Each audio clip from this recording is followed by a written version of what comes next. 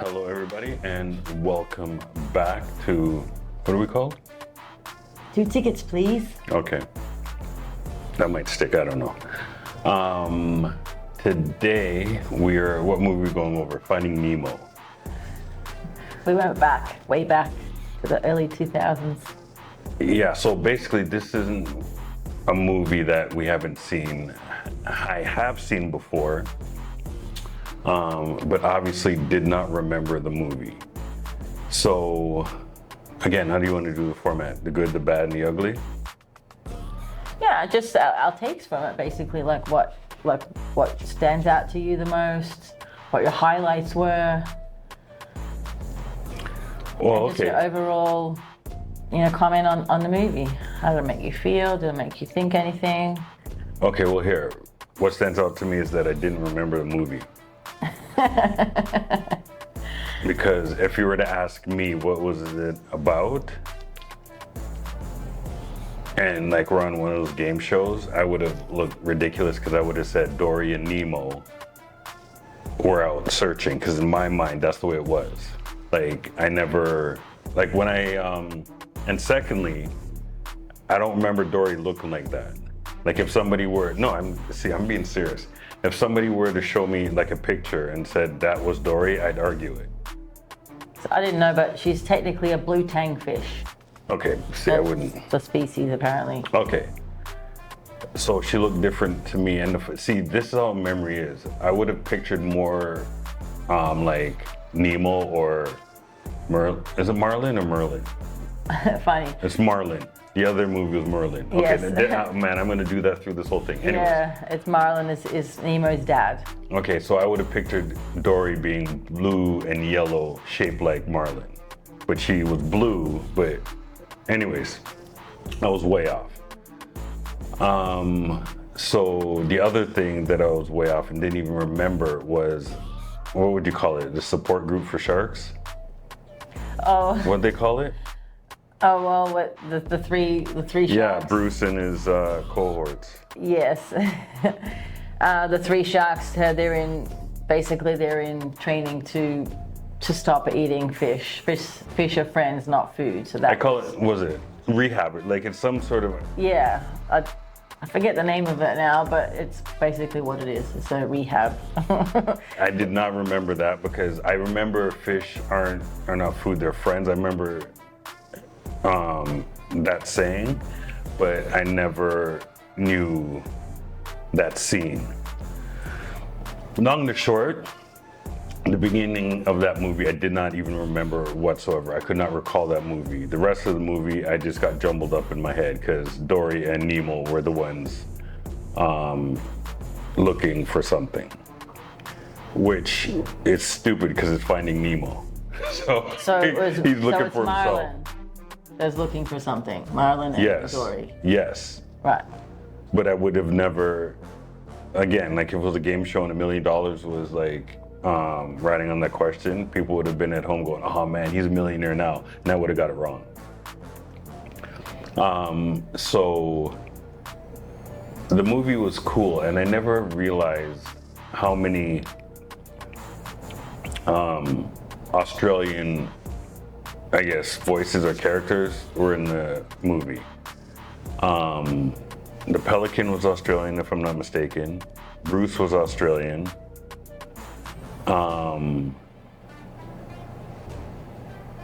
The other 2 sharks, the hammerhead, and what was the other shark? It's a mako shark.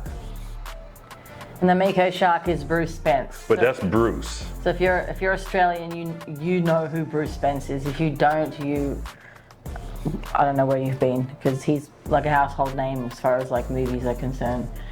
But he's never really starred in anything. He's just one of those, like he's always in like a bunch of movies. So Eric Bana was the hammerhead shark. Barry Humphries is. Okay, because that's what I'm asking. The other 2 sharks. Yeah. And I wouldn't have known it was Eric. Yeah, I wouldn't have known that either. So his character's name was Anchor, and he's the hammerhead shark. Okay, because, yeah, so I wouldn't have known that. I didn't know they had a support group, and considering Bruce snapped so quick from smelling the blood, like who organized this group? Because like he went from 0 to 60 like real quick. Well, and if you don't know Finding Nemo, it's set in Australia. We're talking like everyone knows. Yeah, so it's set in Australia, and it starts in the Great Barrier Reef. Again, if you know Australia, you've been there. The Great Barrier Reef is one of, I think, the 7 wonders of the world, actually. I think that's one of them. And it's in Sydney Harbour, and it's also in the open ocean. So that's sort of the setting. And it's a cartoon. It's a Pixar Disney cartoon. Doesn't it end in the harbour? Yeah. It ends in the harbour because, as it turns out, Nemo goes to school. So while his dad and him live in the Great Barrier Reef, he goes to school. On his first day of school, he doesn't listen to his dad and he goes out into the open ocean. And then what happens is, because of that, he gets taken by a diver and he gets netted and then taken by a diver which ends up in a fish tank in a dentist's office, which the dentist's office looks out to Sydney Harbour. So, and then how it becomes that Nemo gets taken is because his dad is very overprotective. They're clownfish, and he loses his wife and all his offspring earlier on. To a barracuda. To a barracuda. That thing was savage. It just wiped out the whole.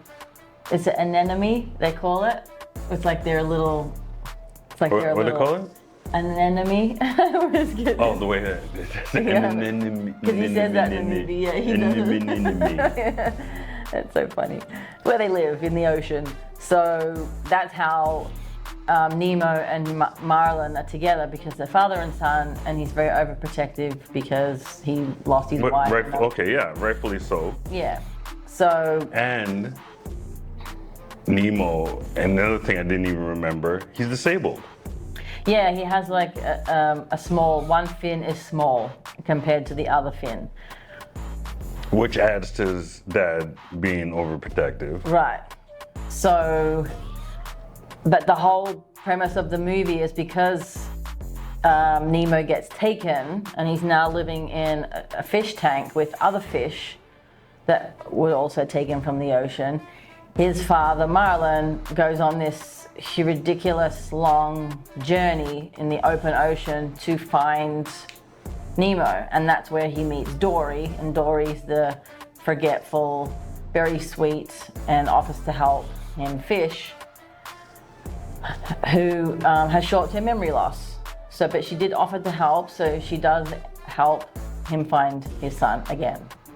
But the adventures that he goes through, he deals with jellyfish and sharks. And I never knew that clownfish could get stung by jellyfish. Yeah, well, there's a scene in the movie where they get stung pretty bad, and I'm still dumbfounded how something so silly could be so dangerous. So silly looking anyways. oh, they're so deadly, so deadly. So basically, he goes through the sharks, the jellyfish, and a whale. So they end up in a whale's stomach as well. You're forgetting two of the best characters, but I'll let you get back around to it. So basically, they find out how to get to Sydney, because that's where he ends up. So he ends up in Sydney, and Dory, the forgetful fish, ends up finding a mask that has the person's address on it. And somehow miraculously, she's able to remember the address. And that's a big deal because she usually forgets things. And it's instantly forgets things. So that's what also makes the movie very special, is that she's able to actually help and get his son back. So they go through a series of events of dealing with the whale and the sharks and the jellyfish stings, and just the travel alone from the Great Barrier Reef to Sydney is I don't know how many kilometers, but it's very far. So That's a clownfish too, making that trip. yes, they're clownfish. So I think the main thing out of the movie is that I guess what stands out. It is a feel-good movie. Some of it's obviously sad because the initial part of the movie is where he loses his wife and all his offspring, and there's probably thousands of offspring, but they... You're really gonna forget those two best characters, okay. Okay, so go ahead. Crush and Squirt. There you go. This is another adventure that he goes Now, because in my memory, Crush was such a cool character, if you will, I always thought he had a bigger part in the movie. And to my surprise, like, what would you say? Is it like 5 minutes? Crush. Yeah, maybe 10 if anything, but what makes it special is that he comes back at the very end. Because they told him he's an exchange student. I love that. That's pretty cool, that part. And he comes back. Okay, you know what? See, I think there's some sort of memory thing going on with Finding Nemo. Like, did I fall asleep or something again? So I don't remember that. You don't remember the end? You came off, you left and went to do something on the computer. I remember it was still playing. Okay, then I'm gonna have to watch the end again. So basically, the very end, so we're skipping on. You're right, so there's a big... Okay, wait, let's get back to the end, but let's talk about Crush and Squirt. And all the sea turtles. The sea turtles, I'm gonna say, yeah, because the fact is that Nemo had heard from his friends at school that these turtles can live up to 100 years of age. And the fact that that Marlin, his dad, met a whole bunch of them along the way because they travel along the Great Australian Current, which runs through like the open ocean. And at the very end of the East Australian Current, so at the very end of their goodbye with the turtles, he asks, he wants to tell his son. Throughout all the nonsense and craziness, he remembers to ask how old he is, and Crush is 150 years old. And Crush talks like this, like dude, you know, like a typical surfer. Stereotype surfer. Yes, a surfer. It's like no stress, just everything's chill, everything's cool. Bill and Ted, or Keanu Reeves, or even both, but Keanu Reeves' character, I don't remember which is which, from Bill and Ted's Excellent Adventure. So this picture, Keanu Reeves' character, that's Crush, in my opinion. That's what I would compare it to. Right, so he's now dealt with all this stuff that Nemo had heard about in the open ocean, but now his dad actually experienced it all. So basically, then another really important scene of the movie, which is really pivotal point, is that the fish that are in the fish tank, they all formulate this special bond, but Nemo's the one that eventually gets them all out, so they all get back to the ocean.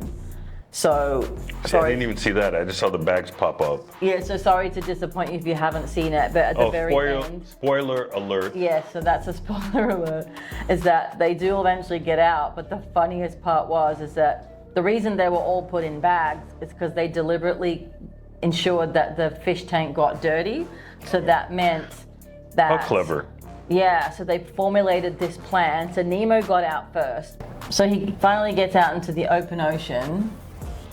And then he does meet up with Dory and his dad. They find each other, but then the other fish is still in the fish tank. So they formulate a plan to make the tank dirty so that the owner has to clean it.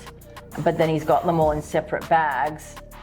And then basically they get themselves out through the window. They hop themselves through these bags filled with water. I gotta watch it again. While the tank's being cleaned, and then they get to the open ocean, but they're still sitting in the bags.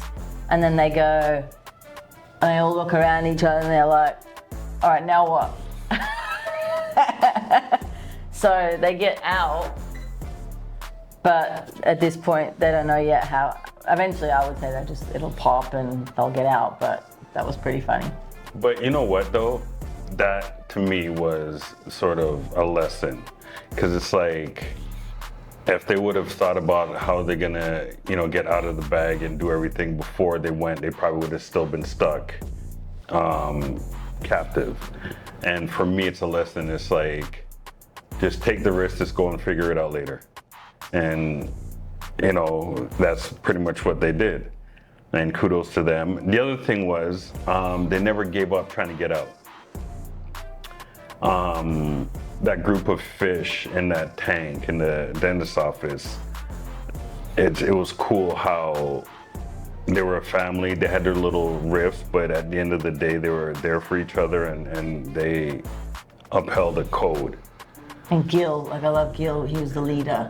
Yeah, he especially had a code. Now, I'm not gonna get into what he did just in case you haven't seen it, but he had Nemo do something to help. It didn't work out, and instead of keep pushing and pushing, he conceded and thought of his safety first.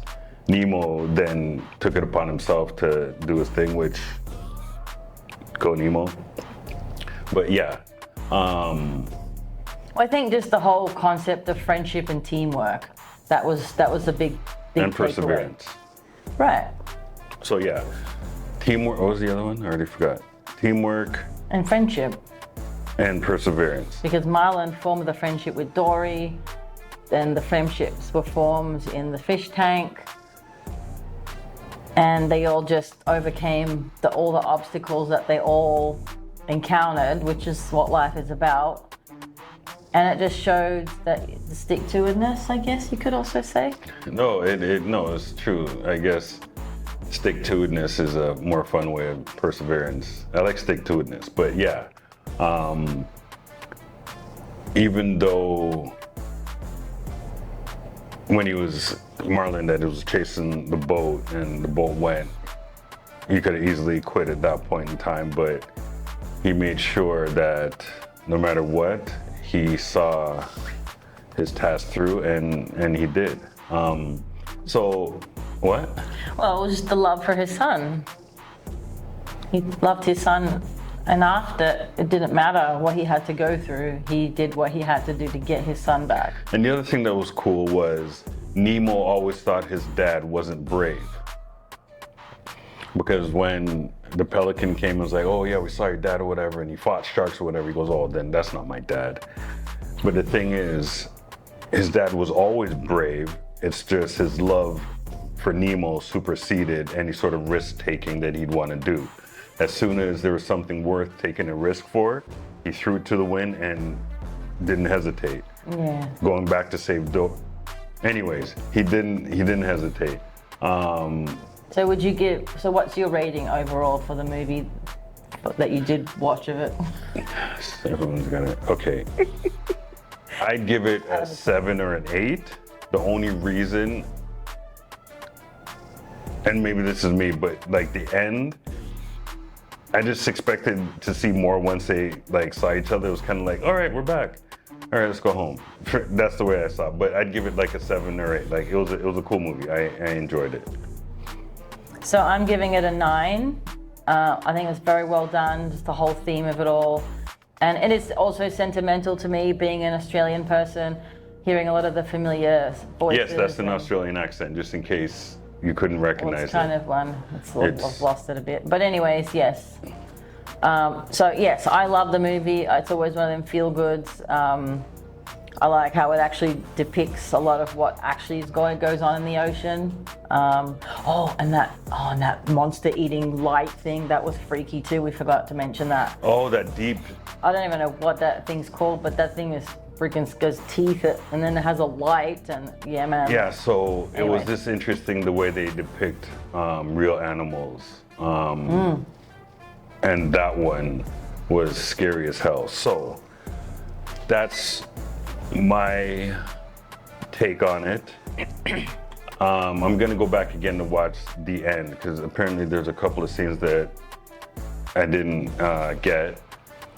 But yeah, that's my take. I enjoyed the movie. Wasn't there a Nemo 2? Finding Nemo 2? I think there was something like there's Finding Dory, or there is some other movie afterwards. And then there's a Finding Dory for sure, but I never saw that. Okay, so maybe that's something else I'll look at. But Finding Nemo is good. Definitely gonna do Happy Feet, because that's another you know, perseverance and the will of just having a strong will. And what did he used to say? I'm trying to appeal to their better nature. And that, I don't know, that's just sweet. Anyways, I'm gonna do that one. But as far as Finding Nemo goes, what I remembered and what actually happened in the movie were two different worlds. But Dory was cool, very cool character. Yeah, she did a good job with Dory. She did a really good job with Dory. But my favorite has got to be Crush. Like, my favorite character is Crush by far.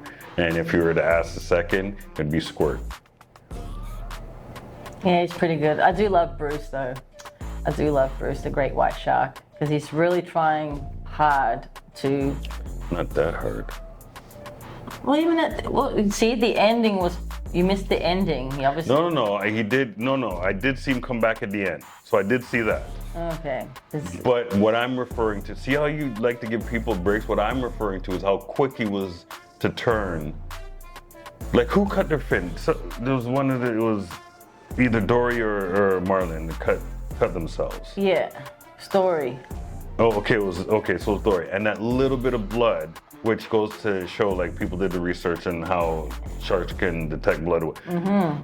He snapped. His natural instinct. He's like, I'm eating fish tonight. He snapped. So funny. So forgive me for not giving him credit for trying hard. Like, if it wasn't for his other two cohorts, like, Dory and Marlin would be dead right now. Yeah, because his friends like, intervention. Like, Jesus, man. So anyway, she sees it as trying hard. I don't. I see it as entrapment. Anyways, I give it a 7. You give it a 9. Thanks for watching. 2 tickets, please. That smile, I swear to God. All right.